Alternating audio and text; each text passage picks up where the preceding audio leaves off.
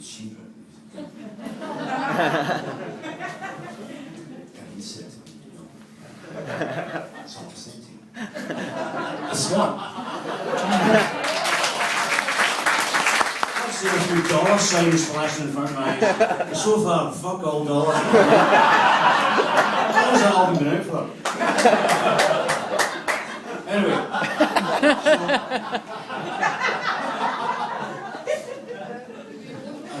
I sound like a proper ponce putting poems on my blog site.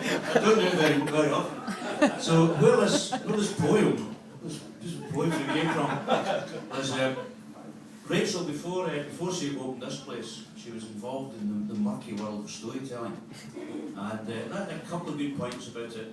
One of which was I got to meet a guy called Stanley Robertson, who was a lovely guy, Stanley. He was the sort of repository of Scottish traveller lore. He was the nephew of Jeanie Robertson, the great traveller, singer and storyteller. And all Jeanie's stories and songs had been passed on to Stanley. He was like a tradition bearer.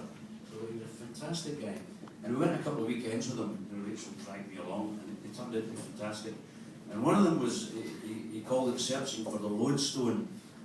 And the lodestone he was talking about was the traveller's Maisie, the muse of the travellers. So he dragged us, he lived up in the northeast, so he dragged us around all these sites and told us stuff about them. Remember, we went on the battlefield of Harlaw, and wind was pushing across the battlefield.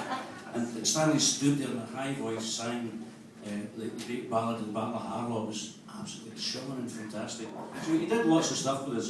And then at the end of the weekend he said, okay, what I want you to do now, it's particularly how he said it, I'm going to go away for 2 hours and write a poem about something that happened over the weekend, So I did that, and one of the things he'd done was he took us up onto the sort of slopes of Benachie, and he showed us this Pictish stone, which was, it's quite a well-known Pictish stone, and according to traveller lore, this is to commemorate this housewife who managed to shag the devil but not be taken into the devil's power. You can do that, can you? You can. If you're a traveller, you can. So he said, now that is the well-known stone, but there's another stone here that only the travellers know about. So he took us into the trees just across from there.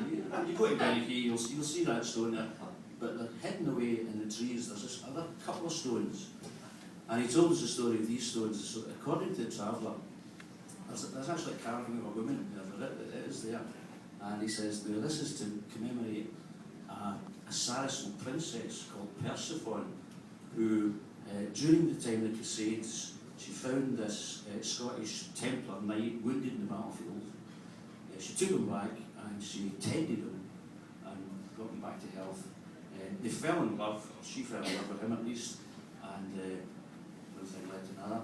And she had a baby. He returned to Scotland, and she, unable to live without him, made her way back from the Middle East, back to the slopes of Benachie to be with her temple knight. But he, being married already, was embarrassed by her turning up and had both her and the baby killed. And these stones were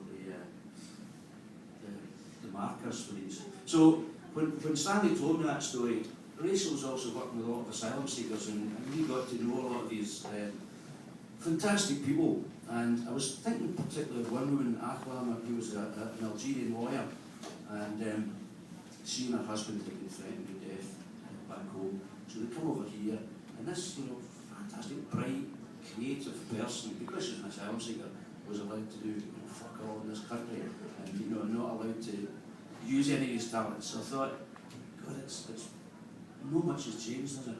So that's where the song "The Saracen" came from. Yeah.